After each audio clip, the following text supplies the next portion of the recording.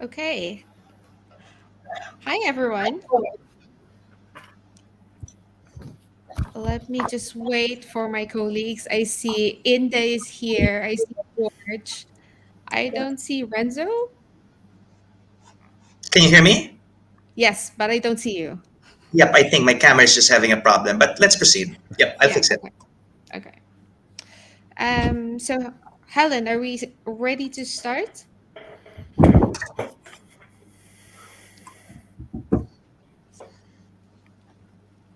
Yes. Okay. So, good day, everyone. Welcome to the third edition of the Week of Indonesia Netherlands Education and Research. Winner, I am the moderator today. My name is Camila Ale Llamas. I am a medical doctor from the Philippines, and I'm now involved in research and education in the theme of planetary health at UMC Utrecht in the Netherlands. I'd like to start by showing my gratitude to all of you for joining us today. So, the topic that we will explore is planetary health. And the big question is, why are we talking about this? Let's try to imagine what the Earth looks like. And within this Earth, we have places that we call home, and within which everything we love, we hate, everything, in victory, kindness, and every bit of human history has taken place. And now imagine your homes being destroyed because of severe weather events or being flooded because of rising sea levels. How about not being able to breathe normally because of air pollution? There are many more examples of this. In a business as usual scenario, climate change, poor air quality, soil degradation, altered biogeochemical cycles, and overexploitation of our marine and terrestrial biodiversity threaten to collapse civilization as we know it. And many Asian countries, such as Indonesia and the Philippines, are at the forefront of this. So there's no doubt that our health is affected by the environment we live in. We are now in the age that some people like to call the Anthropocene era, and humans have become the single most influential species on Earth.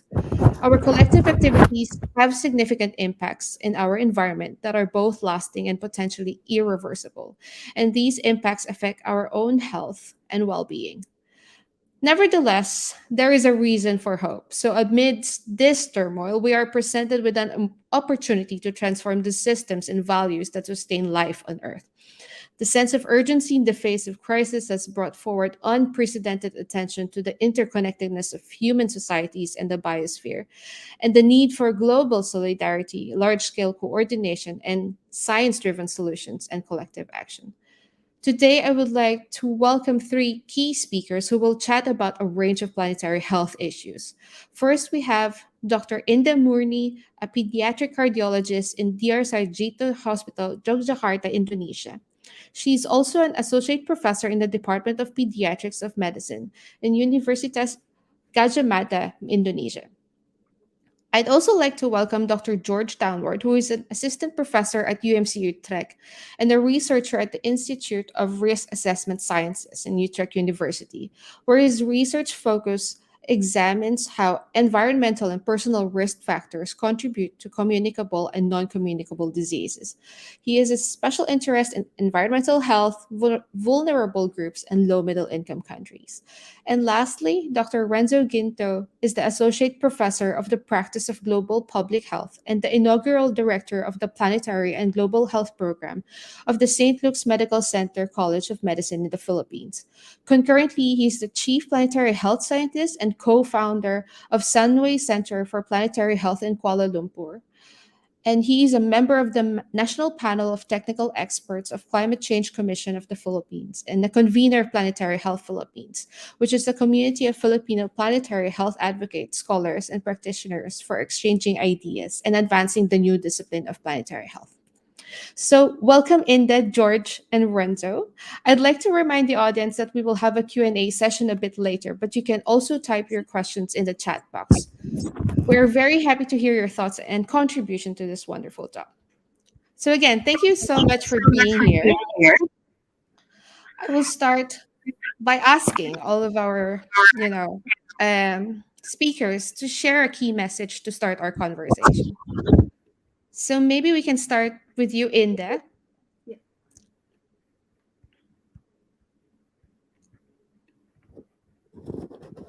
Hi, Inda. Can you hear me?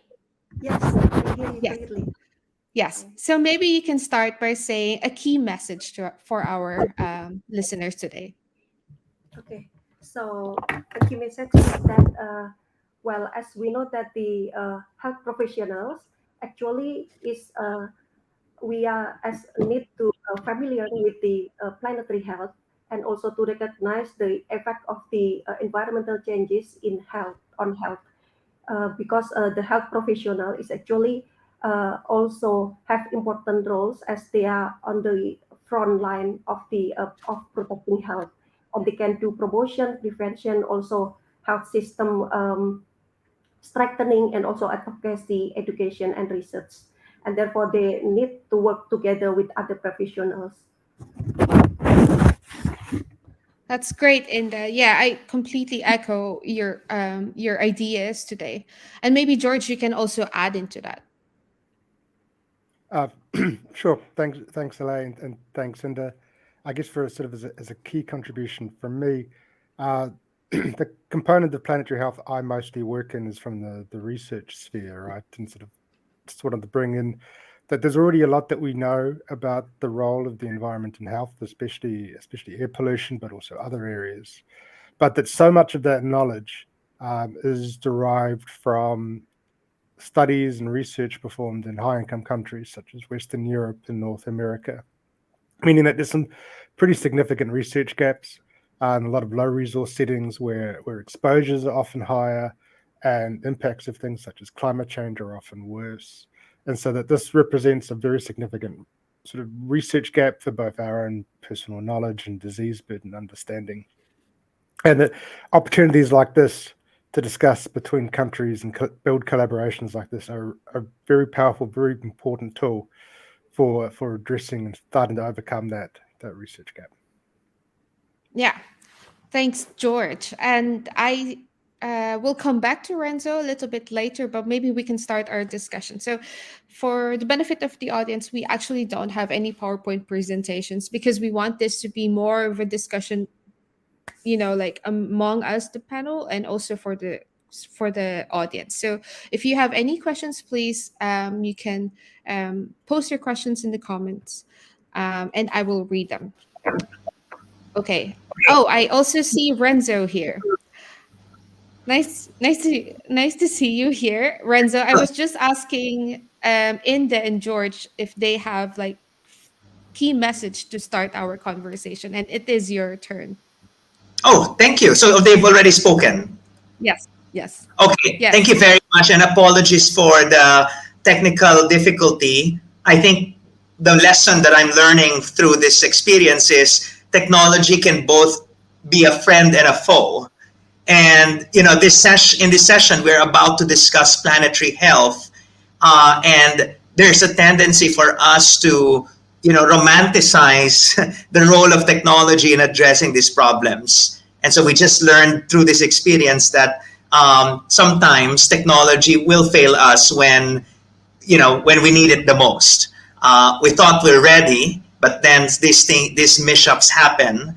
But I'm glad to be in the room now with you. Okay. Other key messages. So I'm not sure, Ala, if what you're referring to is for us to discuss what the assigned topics for each of the speakers. But if you want me to give some more generic messages, well, I think right now we are living in an important phase in our human history, in our civilization's history. We're facing a lot of different interlocking challenges. We have climate change, which is an issue that the world's governments have been negotiating for almost 30 years. We've been negotiating about the future of ourselves and our children for decades, and we still haven't really reached the point when we stop talking and we start really acting. And sure, some people might say, some corners may say, oh, we're doing something for the environment, for the planet, for the climate. But we know that the efforts that we're having right now are certainly not enough to really avert the crisis and to make sure we leave behind a livable planet for the future children of Indonesia, of the Netherlands, of every country in the world. And of course, there are other challenges that are arising: biodiversity loss, rapid urbanization leading to different kinds of pollution to the air, water, and land. Plastic pollution. The countries in Southeast Asia have been deemed as the main sources of plastic pollution, plastic in the oceans. And on the other hand, I remember a few months ago, there was a publication from, I think, researchers from Utrecht saying that there's also microplastic already found in the blood. So it's both affecting the planet's health and the people's health. And now we need to be solving all of these problems.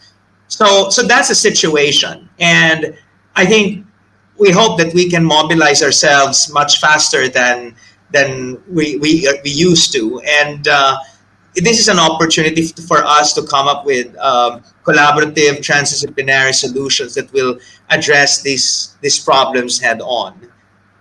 As a physician, I see this work as treating not just one kind of patient, which is the human patient, but also the patient, which is also sick at the moment.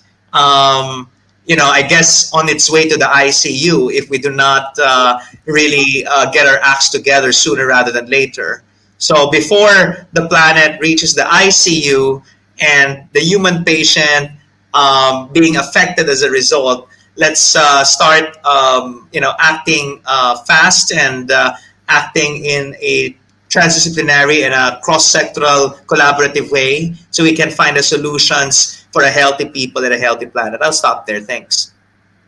Thank you, Renzo. That's extensively explaining why we are here right now. So I think reflecting on what everyone has said, I do wanted to ask the question, like, how do we start? What are the actions that we need to protect the well-being of everyone at the global level to improve our social ecological resilience? And I guess we should also ask ourselves, like, how do we identify new pathways to foster behaviors that will support our coexistence, of humans and their environment?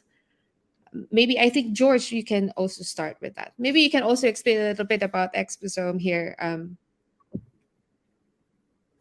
Okay, sorry. So do you want me to start with the the concept of the exposome, LA, and then go to Yeah, your back to sure. your And then question? go towards the actions that we need. Yeah.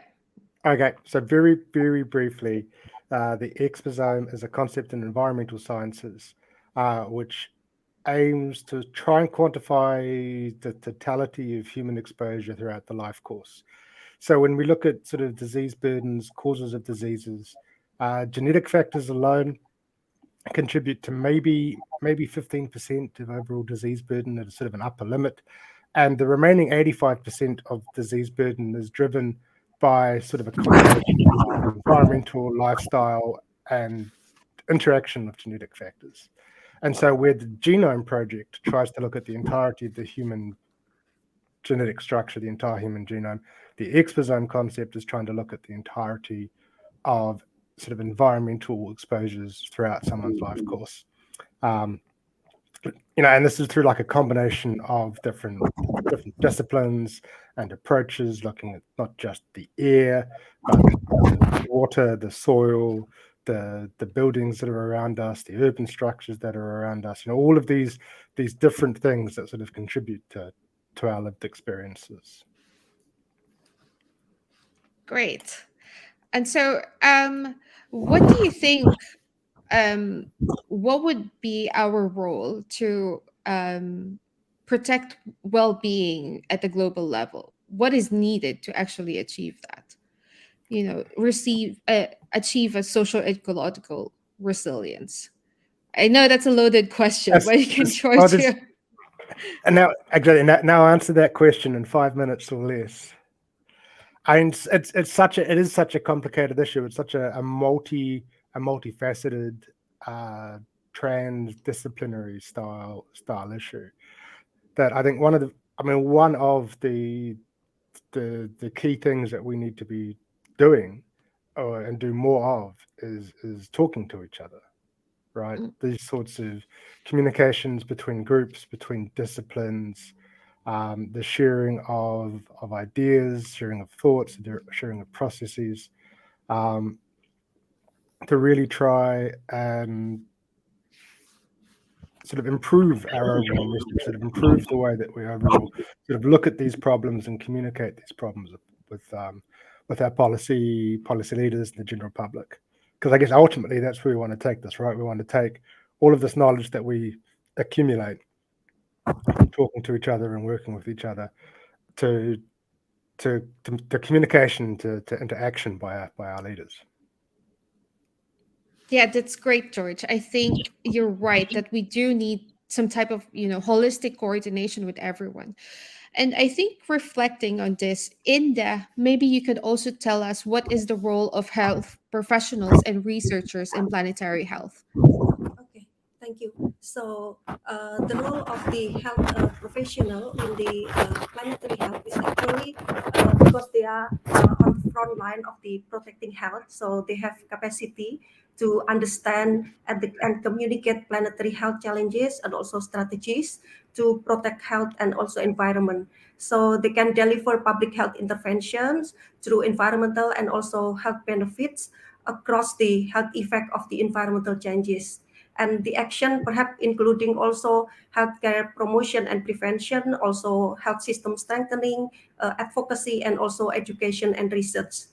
And as we know that perhaps in Indonesia, the health professional also connected to the communities and also act as a more trusted individuals than perhaps the government, and perhaps they can serve as a key leader in their communities and also advocate evidence-based intervention for policy outreach and also implementation.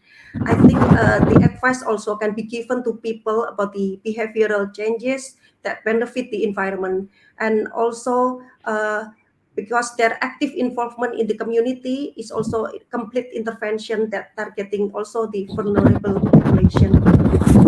I think also that the health professional also can also introduce the concept of the planetary health research and education, and also the training. They also can provide public health education training to the community and also develop perhaps global health materials that have input from primary healthcare units. Yeah, nice, Inda. I think really health professionals have a lot of responsibility to be part of this movement, how to save the planet in our own lens as health professionals. So we have to look into systems thinking, equity, and social justice. And I mean, going to research, Renzo, maybe you could shed a light on what needs to change in terms of conducting research to answer planetary health challenges. Sure. Well, I guess, and this is something that academia is already very much aware of, but still continues to be perpetuating, is the siloed approach and the fragmented approach that we tend to embrace and adopt when it comes to doing research. Our universities are very much still split according to disciplines, and there are some instances when departments, schools do not even talk to each other. But we are now being forced to really work together in order to address these seemingly insurmountable challenges, again through a transdisciplinary and a cross-sectoral manner. But of course, there is a need for resources to be able to do that.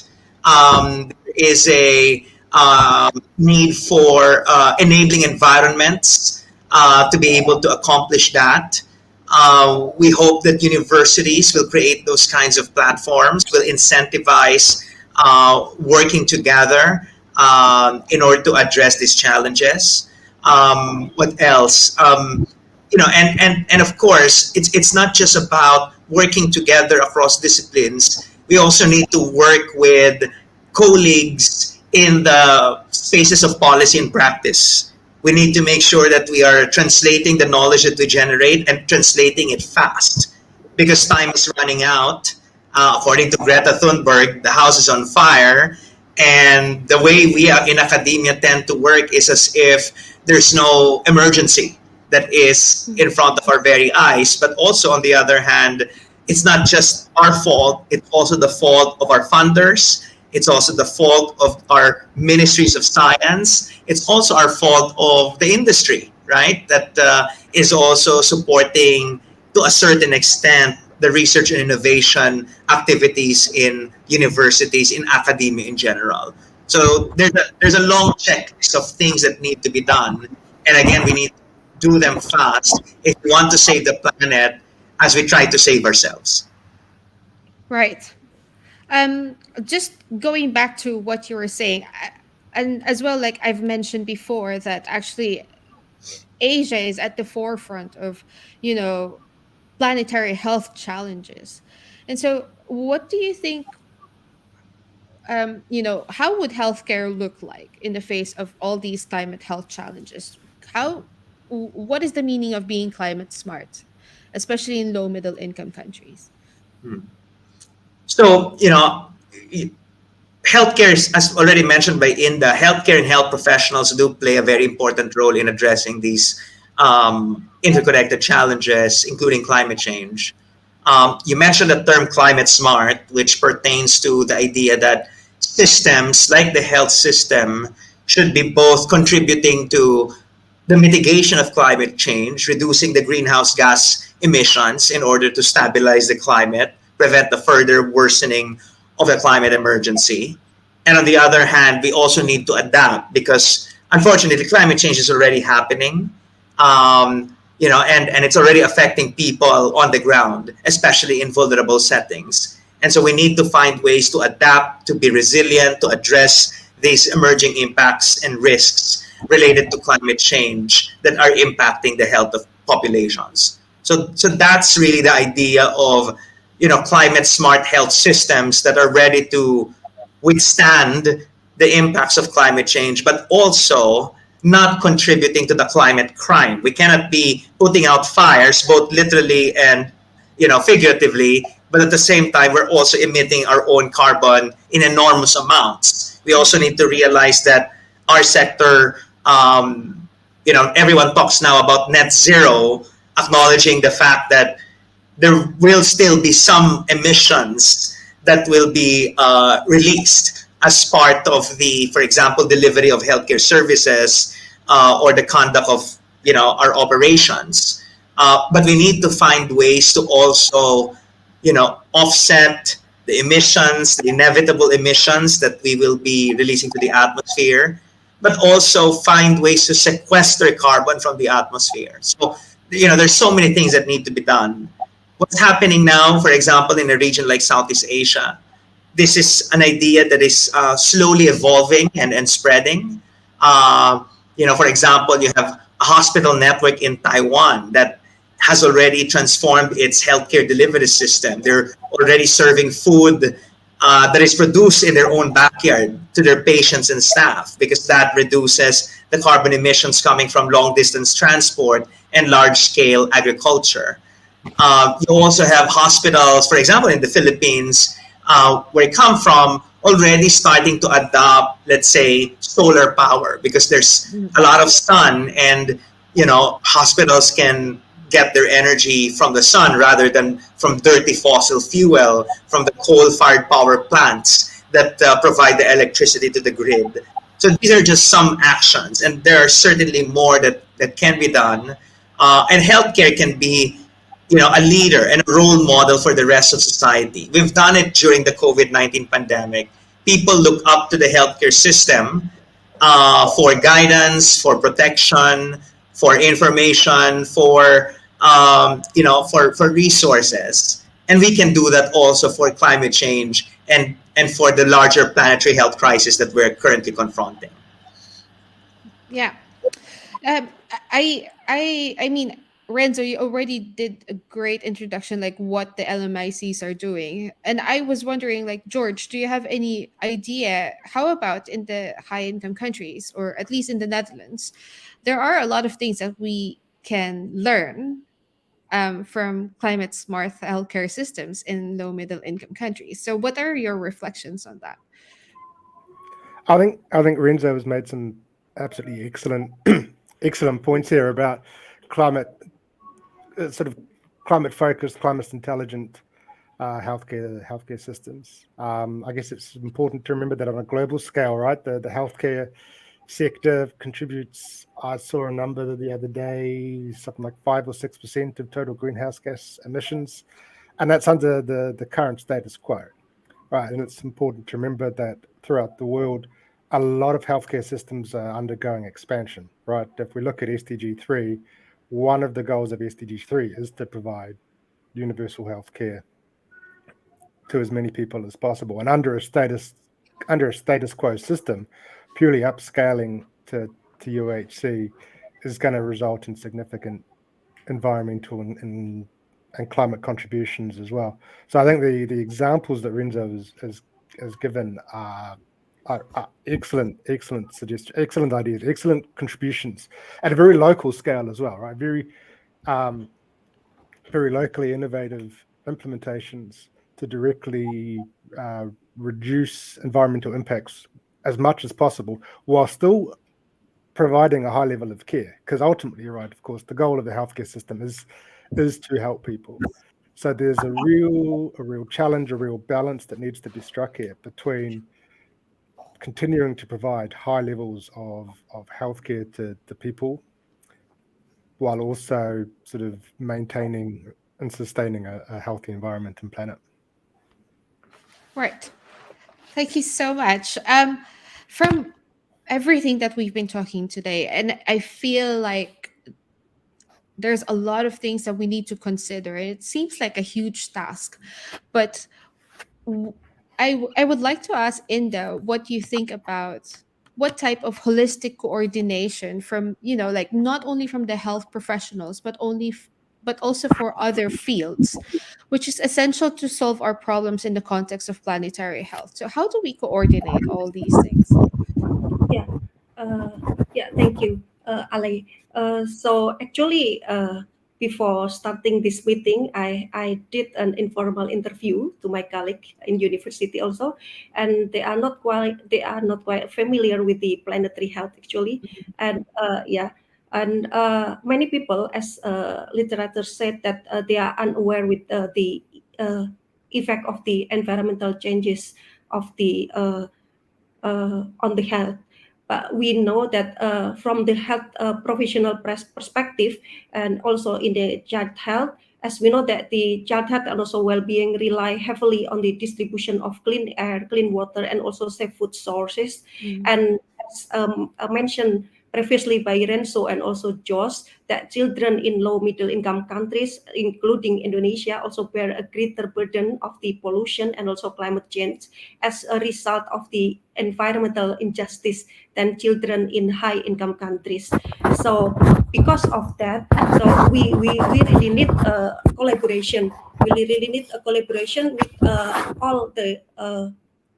all multi-sectoral, and also if we can do the partnership and also collaboration that have a multidisciplinary collaboration, it is very beneficial for us in low middle income country to be sustainable and also resilient. So because it needs to involve the cross-sector partnership to offer enormous opportunities to make real and also have a lasting progress and also outcome.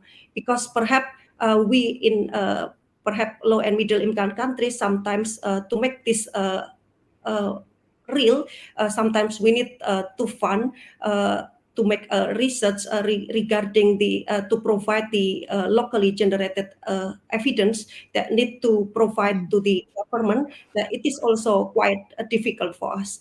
And that's why by doing perhaps the partnership and also collaboration can realize greater opportunities while also simultaneously driving system evolution, I think. Okay. That's great reflection. Just a follow-up question, Inda. You are a pediatrician, a pediatric cardiologist. What do you think is happening in Indonesia's children at the moment? So, what do, yeah, Yeah. So, Okay. what kind of challenges do you see that the children are facing in Indonesia? Let's say health wise and also non health wise. Yeah. Yeah, thank you. So as we know that the early environmental exposures actually can have an immediate impact on the health or accumulate over time to increase the risk later in life. So exposure can begin from in the womb and also have long-term consequences. And the environmental itself in which children and adolescents live and also play expose them to variety of hazards, as you know, because of their developing system and behaviors. Also, children are especially vulnerable to these exposures. And as we know that tobacco smoke and also hazardous chemical, poor nutrition, also mercury and also sometimes arsenic exposure can contribute to low birth weight and congenital abnormalities. And also that's also common in our country. And pollution, pesticide also can lead to respiratory infection and respiratory diseases, also diarrhea, neurodevelopmental problems, and also poisoning in toddler. And exposure to air pollution also like access of the safe water and also sanitation hygiene also can cause respiratory illness and reduce learning capability in children in low middle income countries. And adolescents also they might suffer from obesity and also social behavioral problems. So we actually did a study in Yogyakarta in Indonesia, so determining the association between the air pollution and fasting plasma glucose. And we found that the significant positive correlation between long-term exposure to particulate matter 2.5 with increased fasting plasma glucose in Indonesian non-diabetic adolescents. And also, we also conducted a study in similar city that determining also association between the dietary intake and also physical activity and their cardiometabolic health. And the study demonstrated that there is a high proportion of obese Indonesian adolescents with poor dietary intake. More than 98% had inadequate fiber intake, and half of them less physically active. And there was a relationship observed between this with the cardiometabolic health. So you see that this finding may provide local evidence on the urgency of the improvement of the quality of health and also quality life of our children in the community. Thank you so much, Inda. So really, how you explained what's happening in Indonesia is, there is no doubt that our health is affected by environment in the environment that we live in, and there is really an urgency to address these issues. And one of the things that we need to actually address these issues are, stronger policies and practices, right? And so, Renzo, maybe you could give us a glimpse of how do we move forward with this, what kind of policies do we need to be in place. And just a reminder for the audience who's watching right now, please, you can add your comments and your questions in the chat box, so that our panel can answer your questions. Please, Renzo.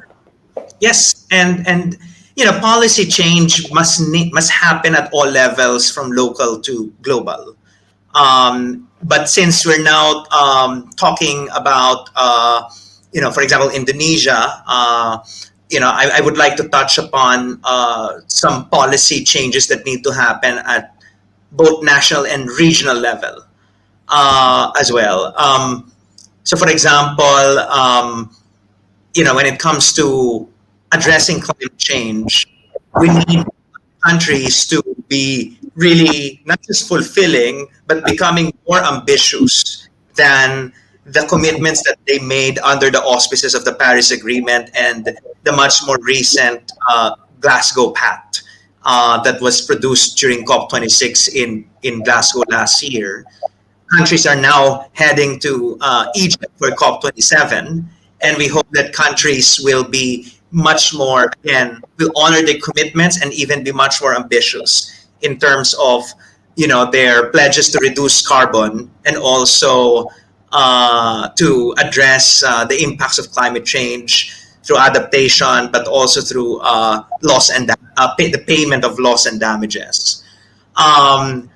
at the global level, for example, I'm reminded that Indonesia was the G20 chair.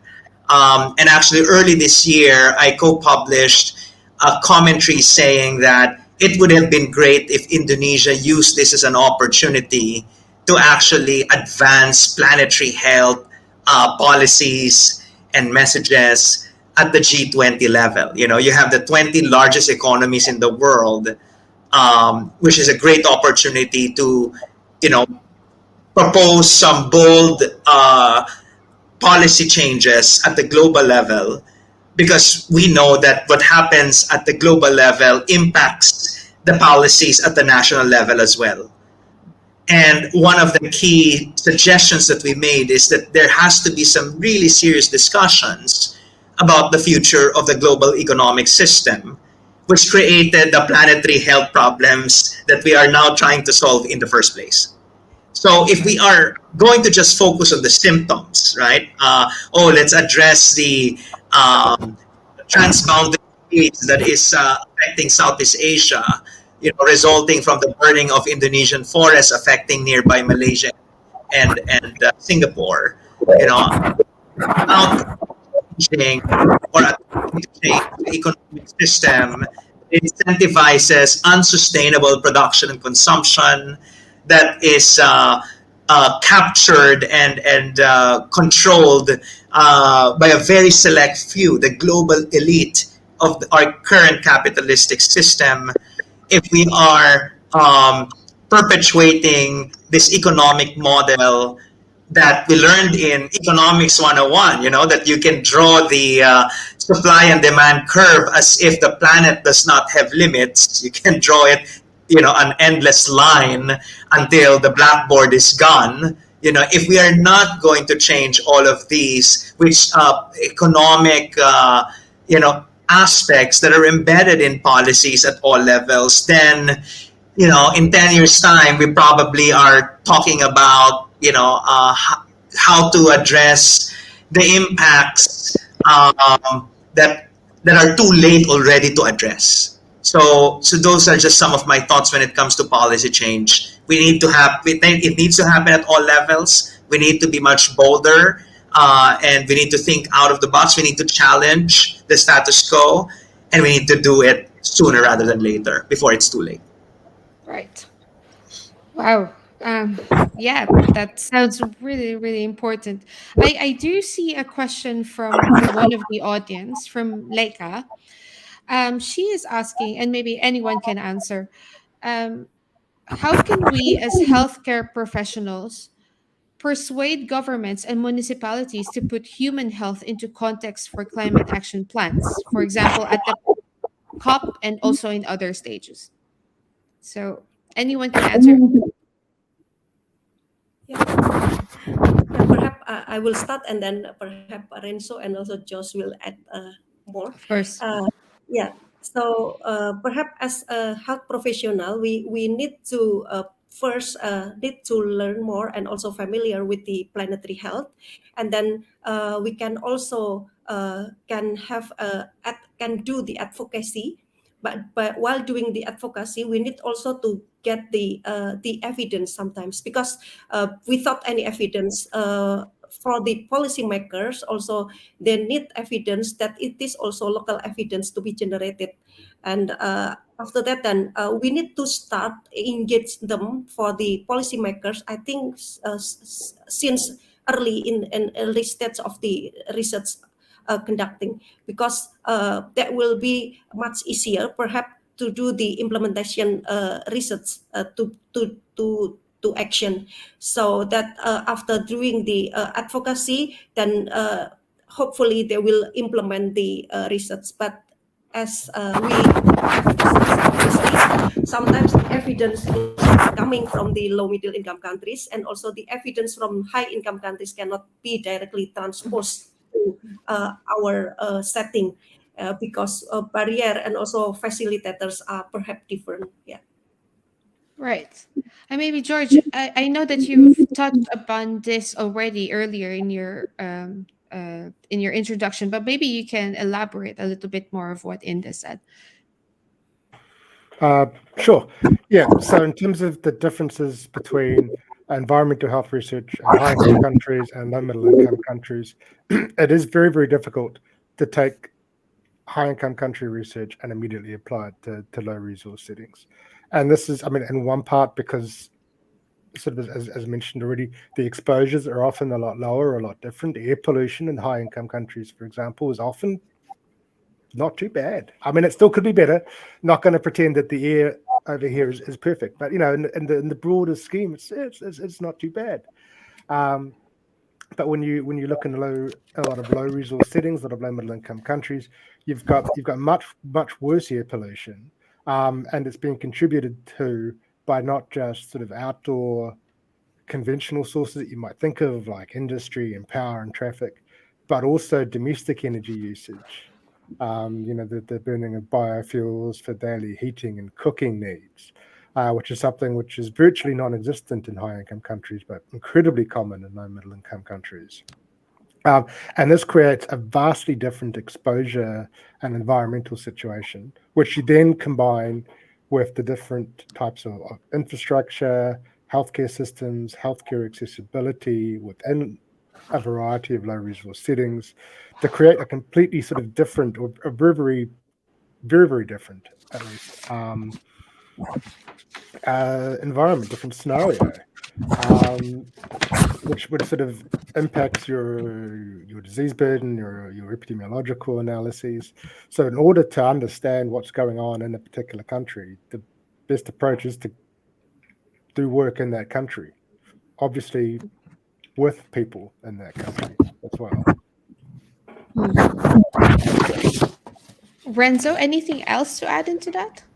Sure. Well, to add to the earlier thought that, there's the research coming from, high-income countries may not be necessarily immediately applicable to LMICs.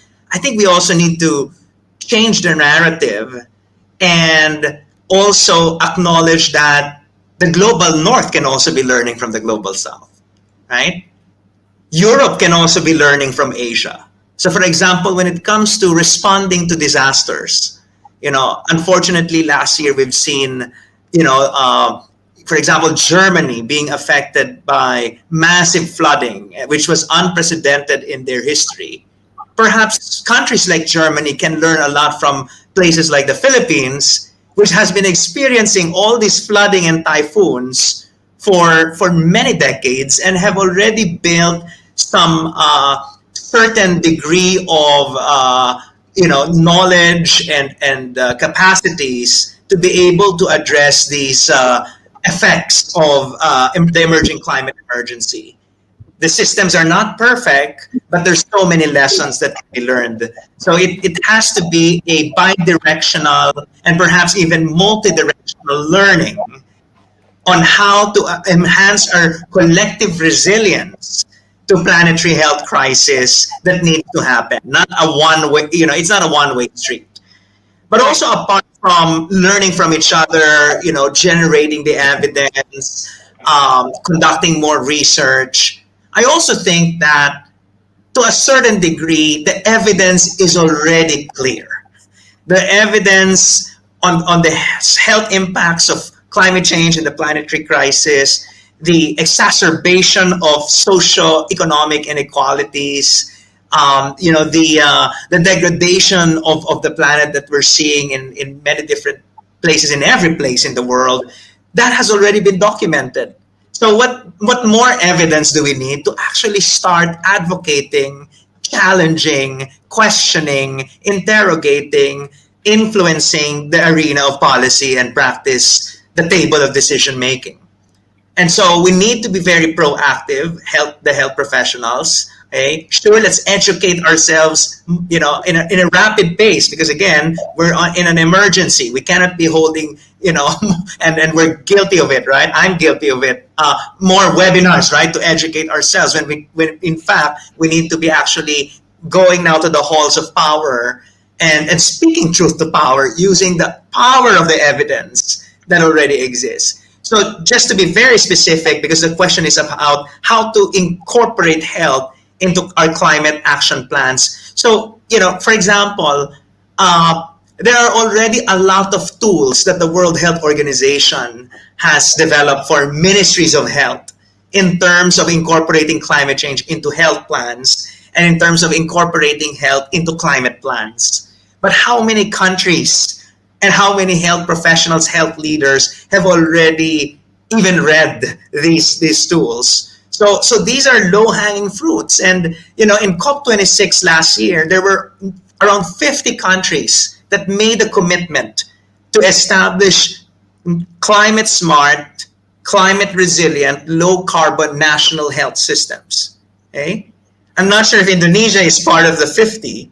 I'm sure that the Philippines is not one of the 50, my home country, and I'm not sure also if the Netherlands is part of it. And so that's something that we can begin looking at, right? And if our countries are not part yet of that cohort of countries with ministries of health that made a commitment to establish climate smart health systems, then we should make sure we rectify that problem for COP27, which is happening in 3 weeks' time. Thanks.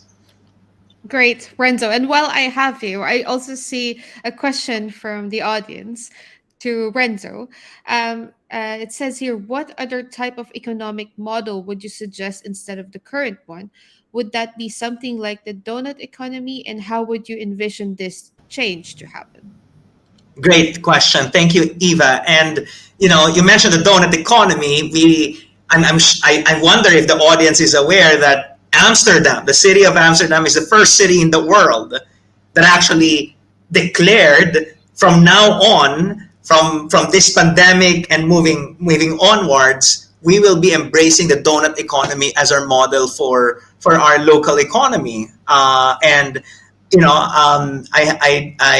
If you Google about the experience, they're already doing some initiatives. Certainly, it's a journey, right? You cannot totally overhaul an economic system overnight. Okay, it may take 10 years, but 10 years begin with year zero, right? So there has to be an initial commitment to actually be part of this journey. So Eve already is aware, donut economy is certainly one alternative economic model. And perhaps the alternative economic model that we should be examining and trying to implement and realize. Of course, the skeptics are saying, what is a donut economy? We haven't seen that yet in the real world. Well, we need to be intentional in creating it in the real world, because the current economic system didn't also naturally just emerge, right? It was created, established by a group of people who thought that the planet can be manipulated, that the resources of the planet are endless. We can continuously consume, extract, produce, kill, mine, contaminate. And then now we're realizing that we have a sick planet as a result of our human activities, and now it's also affecting our own health. And we need a totally new economic model that will lead to the repair of this sick world. So that's one, right? And of course, there's so many terms: green economy, circular economy, well-being economy that is promoted by Scotland, and many other ideas. Also, I think we need to start looking at, economic thinking from indigenous perspectives, because right now our economics 101 is really, Western, capitalistic economy, right? That has been passed on from generation to generation. But we've totally forgotten that before this current economic system has existed, there are other economic thinking that has been existing already. If we just look back to the past and learn from our indigenous systems of the world, because in the indigenous thinking, the health of the planet and the health of the people are just one, right? They're inseparable. And so they have created economic systems that do respect, that idea and that essence. I'll stop there for now. Thanks. Great. I'm happy that you mentioned that, Renzo. I actually just came from a panel in DC that was discussing about indigenous health. And, like one of the reflections that they said was that traditional medicine as a tool um, was thought of being primitive, which is not in conjunction to, medical studies given by, let's say, Western societies. But now we're realizing that their knowledge is actually key to addressing all the planetary health challenges that we are facing right now. And what's unfair is that most of the indigenous people of the world have little contribution to, let's say, climate change, but they bear a disproportionate impact to these problems. um, I think I'm gonna take another question, and I see that this is addressed to everyone. And Inda and George, please, you can take a lead on this. It says Joyce is asking, how can we facilitate a multi-directional or bi-directional learning to do this better, faster, and easier within the relevant sectors such as healthcare, academia, and policy?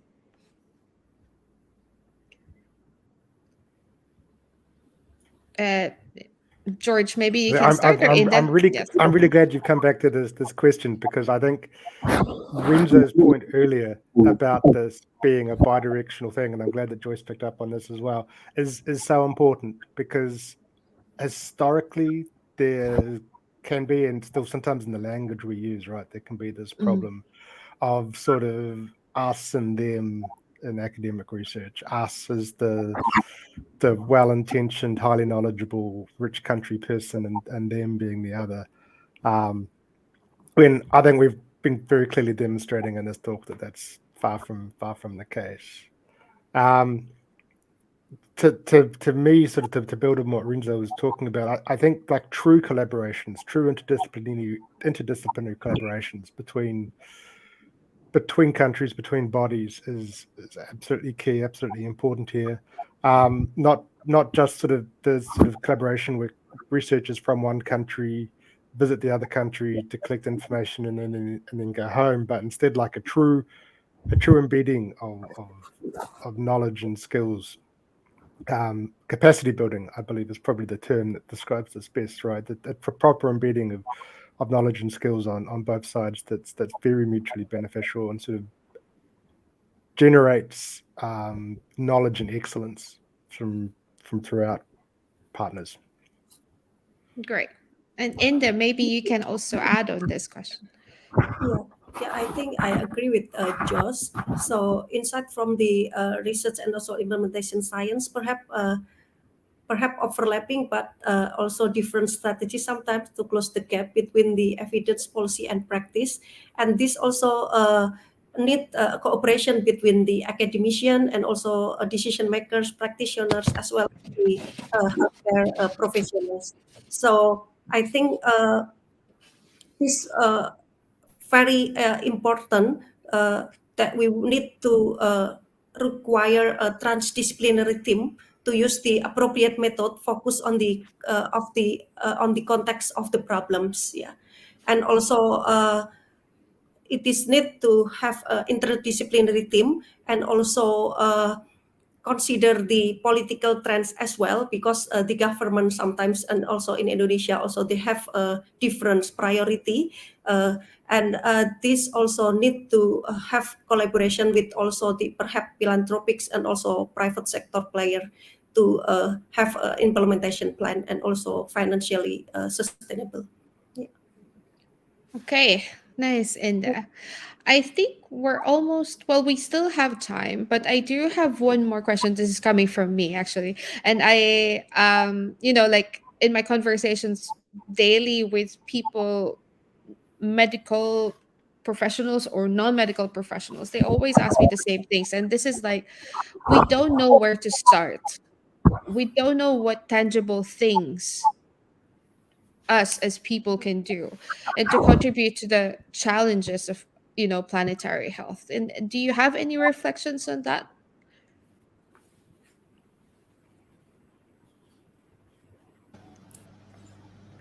Renzo? Yes, you can Yep. start. Well, Well, I think over the past several minutes, we've already identified so many actions, both ambitious and low hanging, right? And for our audience, it's up to them, depending on where they sit and where they stand, to actually act on something that is within the realm of, I guess, control, right? And for example, if you're a funder of research, you're hearing that we need to be in an era of fast fast and better and easier bi and multidirectional learning, then the future rounds of funding opportunities for research should be adopting that kind of principle and model, because we know that until now a lot of the funding for research that is coming, for example, from the global north, quote unquote, still heavily remains or largely remains in the north, and very little goes to, for example, southern partners like Indonesia, perhaps. So we need to, change the way we're financing global collaborative research if we want the bi and the multidirectional learning to actually, become realized, to happen. Otherwise, we're putting again the onus purely on the scientists to do the bi and the multidirectional learning, when such learning actually is heavily dependent on the distribution and availability of resources. So that's my message, for example, to funders. But for academic leaders, in universities, then you need to start creating those spaces within the university that break the silos and that bring together these disciplines and the sectors, and create some incentives, right? And we need to go beyond prioritizing, for example, the number of publications that we publish. We should now be measuring impact in the real world, okay? Because the H index may advance your career, but the health index of the planet and of the people is what really matters in this era of planetary health. We should be measuring the health index of universities around the world, and let's see, maybe the rankings will change, right?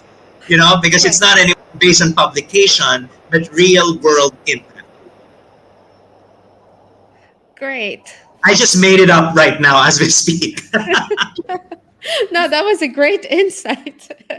Yeah, in the interest of time, and thank you very much for the audience for all your questions. But before we do go, I do wanted to ask our panel if you have any closing thoughts or any closing wisdom, words of wisdom to offer our audience.